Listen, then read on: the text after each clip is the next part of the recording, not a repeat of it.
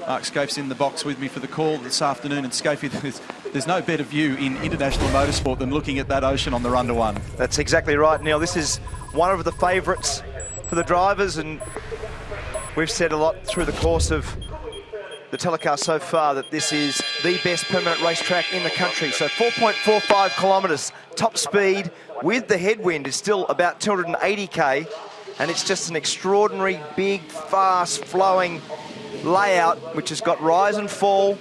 It was resurfaced last year. It's very, very hard on tyres, the hardest of the lot in terms of our tour. Very high grip rating and very high tyre wear, and what a great racetrack. Great qualifying with Whincup and Winterbottom, the two series protagonists on the second row. McLaughlin, the first time a non-Ford or Holden on pole position at Phillip Island ever, and Lowndes alongside the young New Zealander. I love this place, Croppo. It's a fantastic racetrack, and it's just got all the makings of a ripping day of racing, with Whincup trying to get his 6th championship.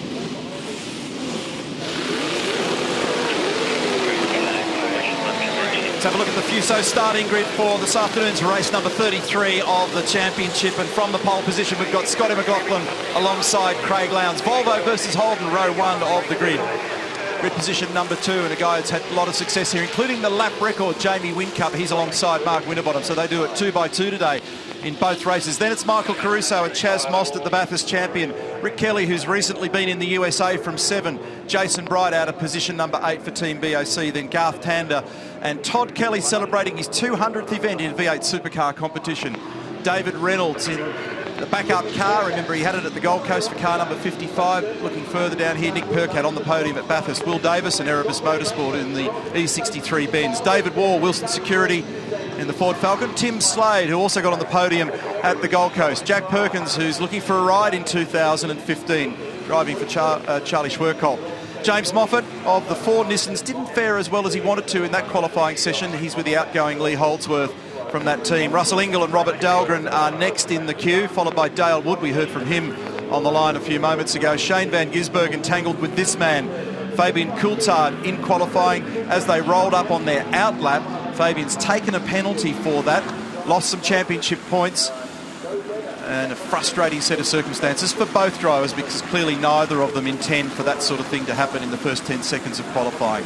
There's our racetrack, and here's the sort of coverage that we've got lined up for you this afternoon. We've got a total of 9 V8 supercars carrying onboard cameras, then within those cars a variety of angles. Whincup, Winterbottom, Davison, Kelly, that is Rick Kelly, Pye, Courtney, McLaughlin, Slade and Reynolds. Coverage all around the circuit through race control and from every conceivable angle. And Mark passionately describes this racetrack for very good reason, because it's a great layout, it's super quick, it's got an average speed of just over 170 kilometres an hour. Slowest corner is at turn 10, which is off Lukey Heights, right where they are now in the top left box in the mega wall. That little right-hander in there is just 70 kilometres an hour. And the quickest turn is turn 3, which at its slowest is 225 k's, and as you come out the other side, 250. That shot the top left of the mega wall sort of shows the big, open, sweeping nature of it. And there's more of the boys carrying cameras. Scotty McLaughlin, the pole man, putting temperature in brakes and tyres. Dunlop hard tyre this weekend, all races. Whincup, Reynolds. Preserving these tyres, maintaining a car balance is always the trick, and it's the only place that we go where it's the front right tyre that you've got to be super careful of here. Typically we talk a lot about rear tyres because you buzz them up in the low gears like second gear. It's easy to overheat the tyre, but it's the front right here that takes a big punish. Barrett's? Neil, this is amazing. Up in the starters tower at Phillip Island, and as the cars line up, you can just feel the power of the engines just thumping your chest up here. Watch the flags, the yellow flags down behind me from here on, because as the cars pull up in position, they will be taken in. There's the first couple, and down they go all the way down. Once the cars are into position, yellow flags tuck in. Then you'll see the green flag at the rear of the grid and will be in the starters' hands. But the weather conditions, you were talking about them earlier, Neil, is absolutely perfect here in the straight at the moment. It is a gorgeous day. More yellow flags as cars line in. You watch them very quickly now. Ching, ching, ching, in they'll go. Green flag across the back. And away we go, fellas. We got to get out of here. Have fun. In the nicest possible way, Barrett's. Pull your head in. We're set now for race number 33.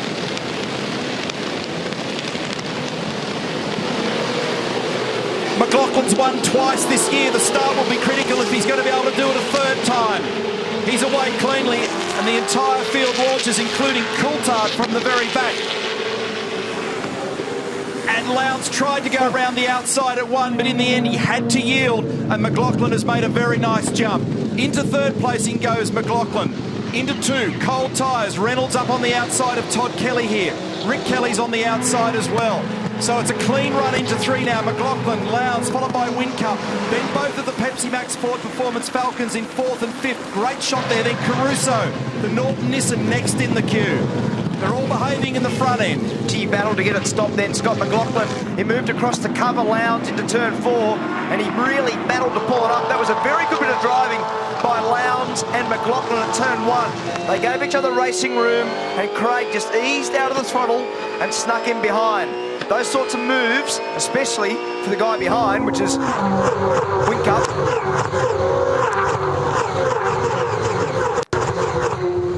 That's 220 kilometres an hour, turn 8, the hay shed.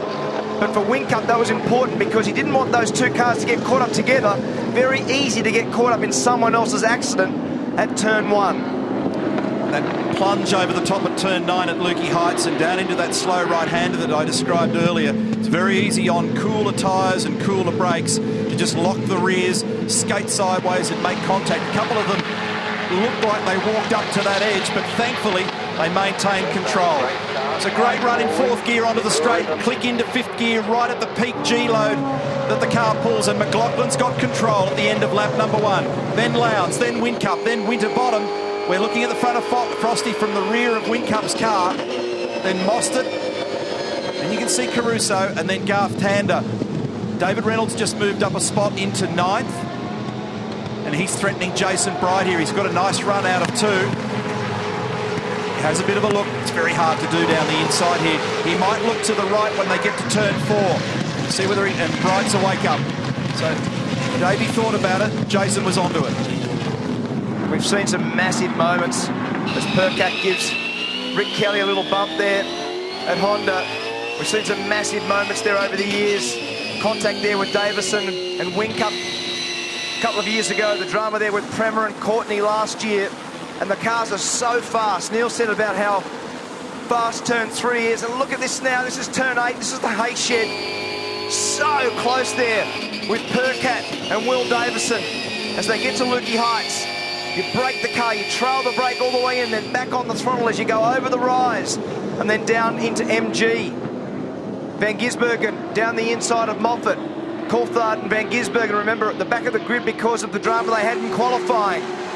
They're fighting their way through. He's made good ground, Van Gisbergen. He's up to 17th there. Good job, buddy. How's the turn, mate? Correction, he's 21st, I should say, behind James Moffat. Just a reshuffle on the computer timing there. I thought there was a lot of spots that he'd made. But yeah, we'll keep an eye on those fellas as they're marching on. And remember, they're contenders at the moment for the minors in the championship. Oh, James Moffat thought about it. The reason you hold your breath is that's 285k, and as you brake the cars slide all the way into turn one. And when you're committed with that, you've got to hang there. So as they get to the mid-corner speed at turn one, it's roughly 210 kilometres an hour. So you're washing 70-odd Ks off as the car slides in there. Tander down the inside of Caruso. Good move. And Garth just eases it out to the left just to narrow up that exit line. So Michael's got a yield there, but it's a good showing so far this weekend from the Nissan Motorsport squad. Looks like they've got their cars pretty well matched to the road. It's very important to roll out strongly, particularly at this track, because it tends to amplify whatever you have. So if you've got a car that's trending one way or the other in either end, a car that understeers with too much push in the front or oversteers too much sliding in the rear, then whatever it's got, then you feel it in hi-fi around here after a couple of laps. As soon as the edge goes off the tyres, it can be a very long afternoon, even in a sprint race like this one of just 23 laps. And you're 100%, Neil, because after 3 laps, they'll already be feeling the tyre starting to go away. This is unbelievably hard on tyres. That's why they're only doing 1 lap in qualifying. Their second lap is 5 or 6 tenths of a second slower. So what you've got to do at this place to win races here is you have to drive the car to its limit, but try not to slide it. There you go. That's for position. That's Winterbottom around the outside. That is a massive moment. That is a huge moment. He's got to get back on safely here. He's going to pop in front of Jason Bright with grass and dirt all over these tyres. That'll make him vulnerable to Bright on the exit. He's lucky to survive that one, Mark Winterbottom. It looked like it was a good move, but he dived in so deep he couldn't control it, and it looked like he's got a fair bit of grass debris in the front, the radiator pickup of that car as well. Keep an eye on that. You can see it just doesn't look to be the normal colour, and it should be very black, and it's looking very yellowy green, so it's got a lot of dead grass in there. So let's just check the LTSC fastest laps. McLaughlin 32.7, 32.9 Lowndes, 32.9 again for Lowndes, almost exactly the same lap speed for lap 2 and 3. But that was massive.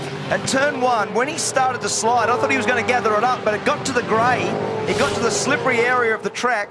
So let's have a look. So this is why. That's why. So Whincup goes off the road, he comes back on, Winterbottom then makes his way to the outside, so we're on board now with Whincup. Out into the grass, very easy to do, gets back on. Hey, did you listen to the throttle percentage there? He didn't come out much. So Jamie actually stayed with it in 4th gear there and just rode it out. Watch there this, he is. round the outside. So the problem is, because he had to go in from so far wide and so quick, and that's a huge correction. As Scapey pointed out a moment ago, the slowest you touch on in the apex of turn 1's 210k. So more of the Gillette replay here. Check this out. On the outside, Winterbottom tries to swoop down, doesn't get the nose tucked right in on the line he's looking for, so he carries a little bit of brake, holds a bit of opposite lock, and then straightens the wheels up on the grass. Good job, Frosty. But that would have got his heart racing. Uncomfortable moment for him, and he's dropped back into 7th position at the moment. He's just in front of Jason Bright, behind Michael Caruso, and he's got to go through all that pain again to try and recover. Fastest lap of the race, meantime, Scotty McLaughlin, 1 minute 32.7. He's got 0.3 of a second margin on Craig Lowndes at the moment. So it's Volvo, Holden, and then the first of the Fords is Chaz Mostert in position number 4. 100k's of sprint racing this afternoon, and we've got a double dose. We're on lap 5. McLaughlin's the leader.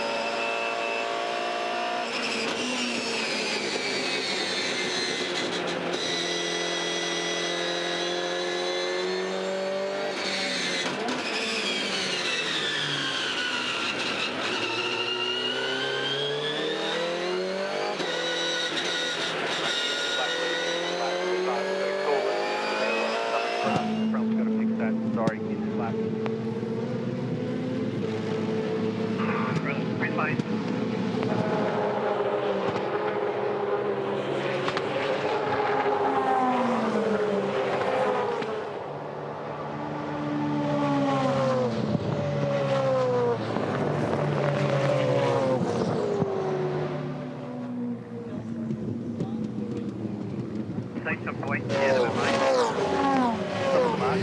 pull the red lines out, please. Pull the red lines out. Yes, and leave them out. Okay, leave them out, please. Make this as fast as possible, please. We're back at Phillip Island, lap 7 of 23, and you can see that grass that I spoke about before has accumulated in the front of the rad intake. Mark Larkham is down there. This is Frosty. Yeah, Neil, well, I can see right up you can see yourself there. That's absolutely full of grass. Now, we were just having a look at his temperatures. The reason they've had to bring him in and do that, because that will put him out of competition in this race, is that the engine's run about 80 degrees water temperature around here. Mark's car just then was about 115 degrees and rising about 5 degrees per lap. They had no option. They had no option, and we saw that after he came back on. I remember I called the fact that the colour of it looked weird. Normally it's just a little black hole in there. So very unfortunate for Frosty to have gone off the road. And how's this big slide through turn 1 mossed it? So he's got a car that's also got an oversteer condition, too much sliding in the rear, and that made him vulnerable then to Garth Tander. So because he was so slow through the middle part of turn 1 and then off the exit, he couldn't get it turned in at 2 properly. So Garth got up the inside, well up the inside, and then there's just a little glancing blow. It looked like they just interlocked wheels for a moment. So here's Garth, he's well past it, and then on the way out the other side, the left front wheel of the Falcons touched the right-hand rear of the Holden, and then Chaz has gone out into the gravel and grass there. Fortunately, he was able to get back on. So he's now battling with Fabian Coulthard. He and Shane Van Gisbergen are trying to get their ground back in the field, and that little contact there with James Moffat down at Siberia at turn 5. And what do you reckon, Scafie? That one's touch and go. That's really close. So that was Van Gisbergen, and only a little bit of contact is enough there because the cars are already sliding. Corner's called Siberia. It's got a really late apex. It's turn 6. It's roughly 105 kilometres an hour mid-corner speed. And when the cars are sliding, it's very easy just to that little bit of contact, which we're on board right now with Scott McLaughlin. This is Siberia, and that spot, looking back at Craig Lowndes, was the spot that you saw Moffat spin. Tander's the man of the match so far, Crompo. He's gained 5 spots. He's obviously just on the previous lap there, a little bit of a drama with Mostert. But at the moment, you'd have to say that McLaughlin is just battling a little bit for race pace now. Just starting to ease up on him now in terms of Lowndes' performance. Larko? Yes, Scafie, just to give that a bit more perspective for people at home, when you talk about when the car's at the limit of adhesion like that, I could actually, if I could walk up and push the boot of the car across with my hand, 1.5 tons, no problem, you would push it off the track. That's the limit of adhesion that they drive these cars at all of the time. And McLaughlin's at that point right at the moment, so the point both of you are making there is exactly on the money, because McLaughlin at the moment's just eggshelling that car. You can see it in the language of the way he's driving it, and he's got Lowndes absolutely all over him at present. Remember, Craig's had great form here over the years. Indeed, Red Bull Racing have been very strong here in recent years with both of their drivers. Craig, prior to this weekend, came in here with 5 pole positions. His teammate Jamie Whincup's now matched that, but he's the driver with the most number of race victories at this location. He's got 9 of them, and if he gets another, and it looks like a problem here for Van Gisbergen again, then he knocks off Mark Scaife in terms of records at tracks. But, the back end of that car of Shane Van Gisbergen's doesn't look nice. Remember, they had to do a lot of work with that car. It was the right rear of that car that made contact with Fabian Coulthard in qualifying for this race. Incidentally, the list of items that had to be replaced on the Coulthard car was pretty extensive. So let's have a look at the Gillette replay of what happened to Shane here. He's in the grey. So he didn't have the big sliding moment, but he never ever got it tucked in. So he had to parallel on the grass and then wobbled back on. Yeah, he's in no man's land out there at the moment, isn't he? And there's just no grip there. So the reason why he's trying to tippy-toe around the outside of the corner is he can't pull steering lock on because there is no grip, and he'll rotate the car. Top and bottom, upper and lower wishbones of the front left suspension for Fabian Coulthard. The upright, which is effectively part of the hub mechanism on the car, and the shock absorber, together with a whole range of peripheral items on that car. So that was the reason why the Lockwood Racing car was sidelined through qualifying, because they had to do a lot of remedial work to be able to get that car out for this race. And remember, there were 2 qualifying sessions, so you get a double penalty, don't you? So for both those guys, for Van Gisbergen and for Coulthard, they got smashed by the proximity of the 2 sessions and being so short, 10-minute sessions.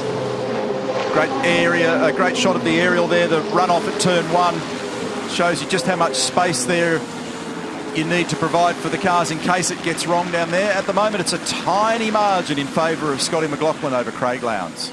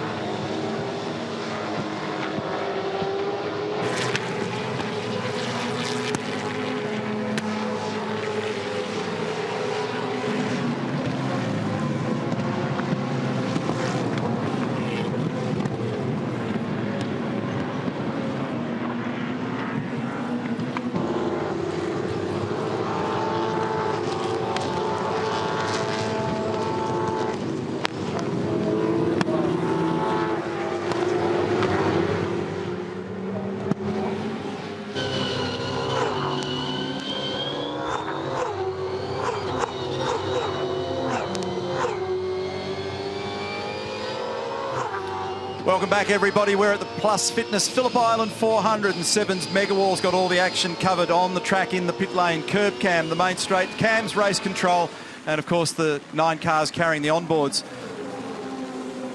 And the battle at the moment is very, very tight between McLaughlin and Lowndes. Just 0.5 of a second. Real pressure on at the moment for these top 3 positions. It's just been seesawing in the real past, in the recent past, and it's a real tough test mentally and physically for these guys at the moment, Scafey, because these are the races where you're trying to make up millimetre here.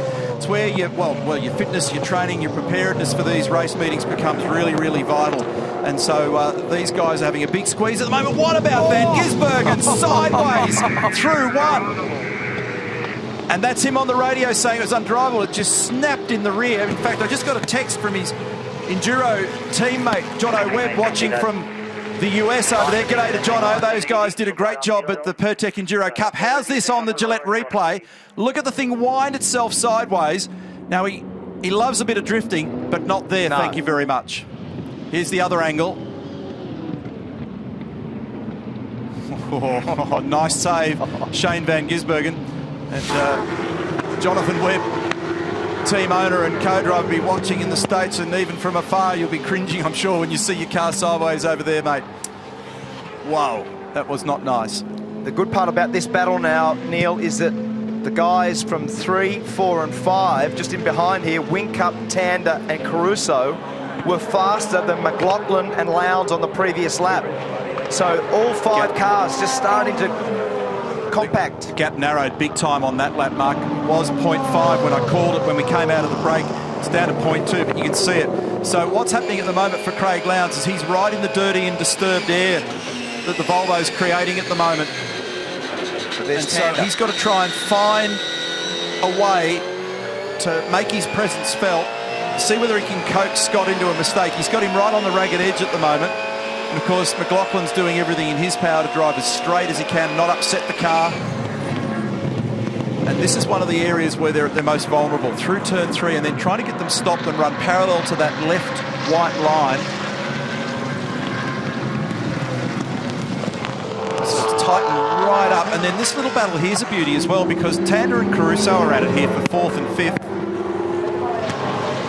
Shane Van Gisbergen continues to arm wrestle the VIP Pet Foods entry. He's 19th at the moment. And remember, he and Fabian Coulthard off the back of the grid. Fabian's 17th. Got a lot of work to do for those guys to get some meaningful points this afternoon. They will get points. They're scored all the way to 25th. See a couple of witness marks in the passenger side of that car as well. Russell Ingall's done a pretty good job, Croppo, because he stalled, was a firm last by about 300 metres at the start of the race, and he's up to 21st, so it's been a good fight back there. You can see that gap as they accelerate down this hill. Big roller coaster ride as Gary Rogers looks from in the GRM Volvo pit. You see that run down into turn 1. It's such a fast corner. It's one of the best corners in Australian racing. Jonathan Webb was watching all that action a minute ago. Scapey, he sent me another text covering his eyes from California. You would too. So anyway, his man is still out there getting points. They've got to calm him down. It's no good bringing that car back in. He's dropped a spot, but he's just got to get points at the moment. They're all vital, even when you're down the order at the moment. Look how tight it is at the top. Plus Fitness, Phillip Island, 400, 2 sprint races today, and then 200 Ks tomorrow. And it's a pretty physical track, this one, because you pull a lot of load in a lot of places around here. Isn't that an unbelievable shot? And what you find is it's a big mental test as well, because the grip goes away, as we described, literally 2 or 3 laps into the race. You sort of find yourself in these long load corners, trying to battle the forces in the car and at the same time drive it as straight as you dare. And you've got to find the right balance between aggression and careful control, because if you overstep the mark with any aggression at all, you either get a huge push in the nose here or you fire the rear of the car up sideways. And that's absolutely not what you need, and it excites and aggravates the tyre. And then once you do that, you pay a penalty for the next half a lap to a lap while they cool out again and get back to normal. Larko? Well, I was just going to add to that, Neil. Sometimes they never get back to normal, do they? I mean, we watched Shane Van Gisbergen sliding the car around about 200 kilometres an hour when he's doing that, and that looks very spectacular. But we know when our tyres come in, we've seen them on a pit lane all the time, 100 degrees centigrade. In the middle of the corner there, that would have been up around, I'd say, 140 degrees plus centigrade tyre temperature. Now, the chemical composure of the tyre means it never recovers and as good as it's been. So he's going to have a tough day, Shane, with his rear tyres. Is he ever? And he's got to make them last over the weekend. Just 20 tyres. Shot of Scotty McLaughlin shows you the foot skill involved in this process as well. And it's when he gets the car stabilised through 3 and gets into 4 there, the brake pressure is equivalent to about 100 kilo leg press, which you do at the Plus Fitness gym, Scapey. So we're sending all the boys off to make sure that they're training hard for this, and we thank Plus Fitness for their help this weekend presenting this event. But the point being that the physicality of this is a big mission, and particularly in open wheeler or sports cars around here, the loads are just astonishing. But look at how much delicacy is involved in dancing between the brake pedal and just squeezing that. Look at that. Bring the throttle on gently. That's the short shift to 3rd gear. Look how long he has to wait before he gets back to 100% throttle in 3rd, 4th. Out of the throttle, wait, that's understeer. And then that's just waiting for everything to settle before he can squeeze it back, grab 5th. Richard Holway, engineer. And this is the run to 1. Little tap to make sure there's brake pressure. Big squeeze of that pedal. Flip the throttle, kick it to 5th. Wait, crack, 100%. Heel and toe, flipping the throttle pedal with the side of his foot. It's all about patience, and that really illustrates just how much you've got to use your head around here. You cannot just muscle the car, which makes it the exact opposite of the Gold Coast. The Gold Coast, you fly off everything, you muscle the car, you throw it over the curbs, you skate between the walls. Here, you flip it. It's got to be all precision. Look how tight it is at the top. McLaughlin, Lowndes and Whincup will come back with the back end.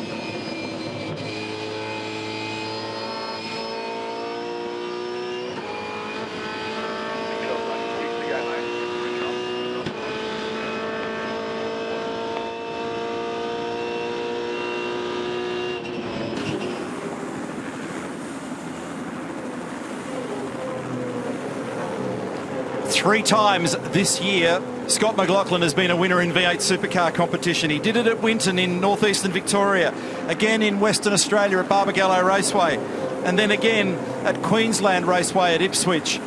And he's leading this one. Welcome back to our coverage, and have a look at the pressure on at the moment between McLaughlin, Lowndes and Whincup. Lowndes there this time was the one that wagged the tail through turn 1, right on the exit. Not quite as wild as the Shane van Gisbergen version, but not far from it.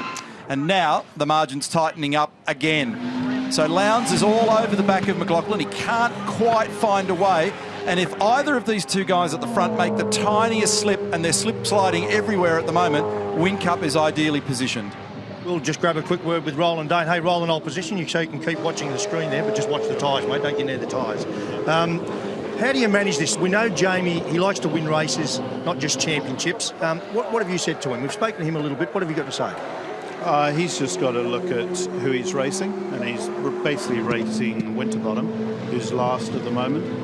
So I think Jamie will be happy where he is. We just need to watch out for Scotty in the Volvo blocking a bit at the moment. So, at the moment, Jamie will be pretty happy where he is. I guess that is my point, though. I mean, I don't want to argue with him about it. We can have an argument. We do that occasionally. No, but typically he's not happy with that. He's a winner, and that's what we love about Jamie. Yeah, exactly. But sooner or later, Jamie's a pragmatist as well, and he'll be taking a long view at the moment. That's for sure. Great to see you with the headset off too, mate. Roland Dane, team principal, Red Bull Racing Australia, with Mark Larkham. Hey, Gary Rogers, Scotty McLaughlin has given us so many great moments this year. This is looking pretty good too, but can he hold out Craig Lowndes and Jamie Whincup? Oh, well, Mark, you'd like to think he can. He's been doing a great job so far, keeping a nice level head, not making any mistakes, but mind you, they're pretty experienced old minds behind him there, so I suppose a couple more Hail Marys and you never know what happens here. Now, the boys are saying you've had a round win here in your team history, but never actually won a race, so this could be a first. Yeah, I'm not big on history. I'd like to think, well, we can make a bit of it ourselves as we move on. But look, I don't know that, but if that's the case, well, so be it. Nice stuff. Good luck, Gary. Good on you, mate. Thank you.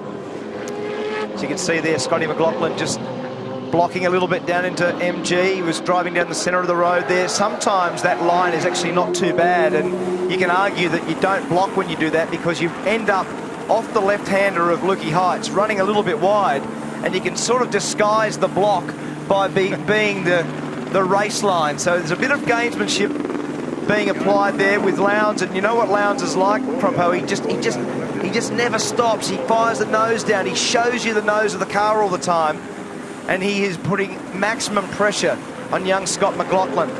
So Garth Tander coming at them. Look at that in terms of the gaps. That's why Larko and I never got it. We never understood how to disguise the block like you did quite clearly, because I don't know how you make a tonne and a half vanish, but you must be able to. Well, it is. You've got to make it look like you're not really blocking, which is exactly what he's doing. Different parts of the track, he actually gets a little bit of margin back, so he gives himself a bit of a cushion somehow through 1, 2 and 3, which means that he isn't quite as vulnerable down here into the right-hander at turn 4. And by the time he gets here, he's just got the pressure off, but it seems like there's a bit of vulnerability from Lukey Heights where he's approaching, and in that area through MG and up at the northern end of the racetrack, Larko. Yeah, just watching these two cars on screen, guys. During qualifying, I actually took the opportunity to go and stand on the last corner coming onto the straight, and the two best cars in the field happen to be these two in front of us. One, Scotty McLaughlin, the car balance through there was absolutely stunning, and similar with Jamie. And Jamie's shift from 4th gear, it's about 200 k's an hour into 5th, was also stunning. Now, you watch as they come through here, and I'm going to show you in the whiteboard in a minute what I'm talking about. A bit of contact. Oh. Right here. This is about balance and commitment. I want to explain it to you because it is such an important facet to Phillip Island, and both these guys do it very, very well. So 3 remaining now. McLaughlin, Lowndes, Whincup and Tander is in the game here. See the Holden Racing Team car tagging along, and in fact, not very far behind really is Michael Caruso. So here's the rest of the story. We saw a glimpse of it there before. The Gillette replay shows that Shane van Gisbergen has given Dale Wood a little touch. So Shane's having a shocker now, so things have got all out of phase for him this afternoon. And that bad qualifying's meant he's had to fight his way through, and we've seen big moments for him sliding. He's made contact with Dale Wood there. I'd be surprised if he doesn't end up with a penalty for that one. Yeah, bin stripe for that one for sure. And he's down the order at the moment, 22nd with an ill-handling car, and with a question mark over him now, the driving standards observer may well take a dim view of that move. So Tander, what a great run. Started 9th, now in 4th, has been the fastest car on the track for at least the last 5 or 6 laps. As you can see there on the previous lap, fastest again of the top 4 cars. Michael Caruso's done a great job also. He's just sneaking along with him, not too far away, and that's that gap that we've been talking about to Whincup.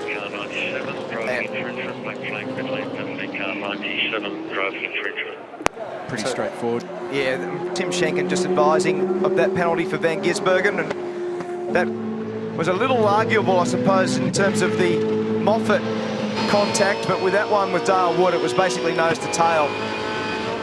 Looking back now from Jamie Whincup at Garth Tander. So McLaughlin, 0.4 in front of Lowndes. They battled the whole race. Whincup, he's at the front of the field. He's in P3. He's series protagonist, the man that he's trying to beat for this year's championship, to be a 6-time champion. Is currently last, Mark Winterbottom. And right now, Garth Tander has forged his way up into the back of car 1. And Jamie will try to keep Garth behind. He's only got 2 laps to do that, and he won't want to give that spot away for championship points, Croppo. Tander looks like he's the strongest of all of them at the moment, doesn't he? When I look at his sector splits and his proximity, but he's got the added problem now. He's closed the air gap, but he's got to find a way past the metal. That's not as easy as it looks on this racetrack. There's a couple of spots where you can do it, but you've got to have really superior grip or balance to be able to do it. He might have a look up over the top of the hill at Lukey into the right-hander. He's been pretty strong there.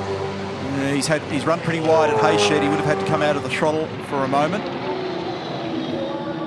McLaughlin's hanging on, isn't he? Just. I mean, yeah. I thought 3 or 4 laps ago he might have been in trouble, but then I reckon if anything, Craig Lowndes might have used a little bit too much tyre right at that very same point, and he's just allowed, not deliberately, but he's allowed that margin just to creep up a bit. There it is, top 4, McLaughlin, Lowndes, Whincup, Tander. Michael Caruso's just out of the frame. He's 5th at the moment in the Nissan, so it's McLaughlin, Volvo, Lowndes, Holden, Whincup, Holden, Tander, Holden, Caruso, Nissan. And the reason that it's been hard for Lowndes, although he's fastest on that lap, you can see how close it is, a 33.9 for the top 4 guys. But the reason it's hard for Lowndes is the cars have got roughly 350 kilos of total downforce. Lowndes is parked in behind the Volvo for the whole race. The car moves around more. He doesn't have the same aero efficiency that Scott McLaughlin has had. So Scott's driven it very straight. He's used the track well in terms of positioning his car. And Lowndes has, at this point, not been able to have a dive. He hasn't quite been close enough in the right areas, but Tander's looking pretty energetic here in the last lap to get by Whincup. This is Siberia. He gets a good run out of here. He's been better than Jamie every lap. He's going to be a real pest for Jamie over the top of the hill here. And how much does Whincup fight?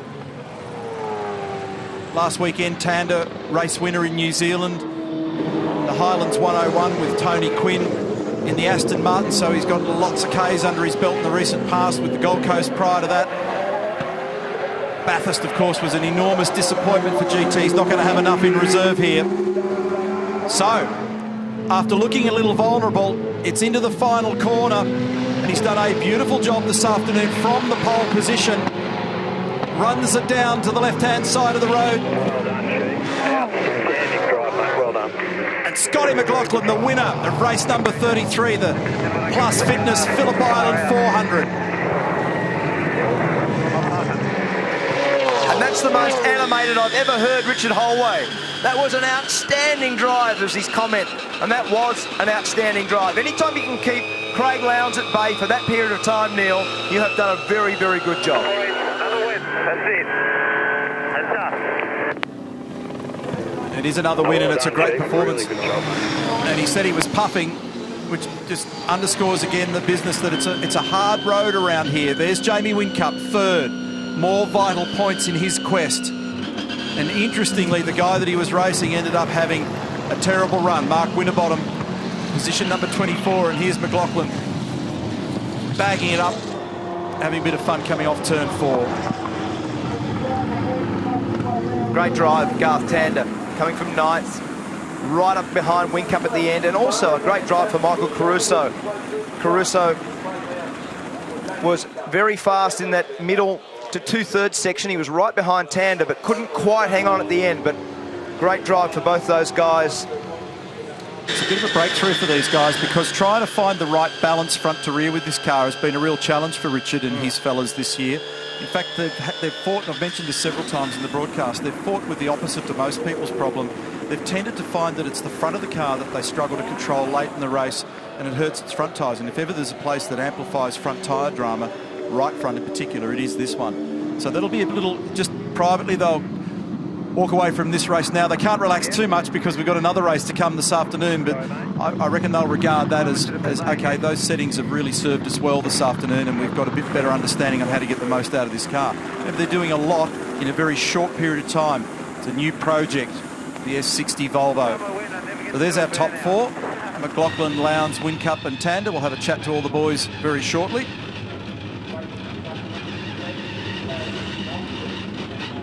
Here's the situation in the points now. Well, McLaughlin did a mighty job in that race, 450. Because that's the magic number required at the end of the day for Whincup. It's sitting right on that value at the moment.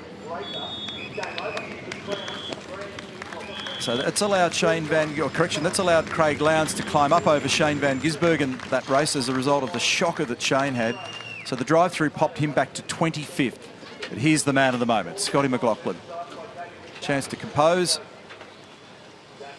undo everything. There's plenty of stuff to undo, and then he's got to get himself out of it. Not an easy process. You wonder sometimes how the boys get it all done in the endurance race. He's got himself locked in. Now he's sorted.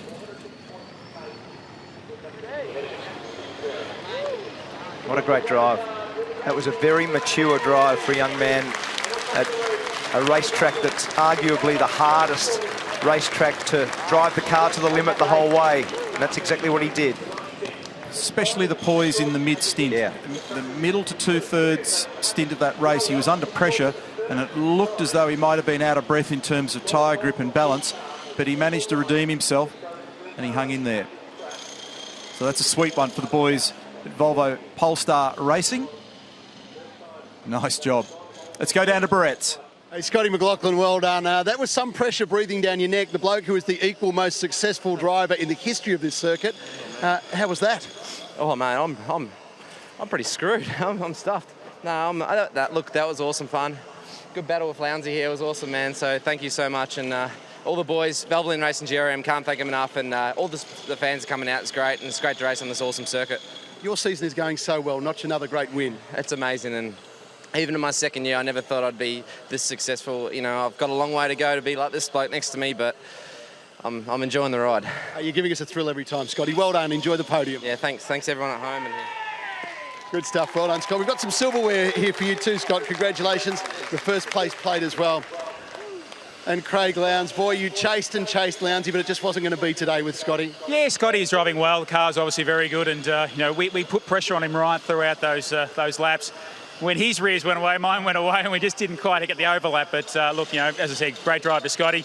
Jamie coming in third. It was great for us to have a 2-3, well, for the race one.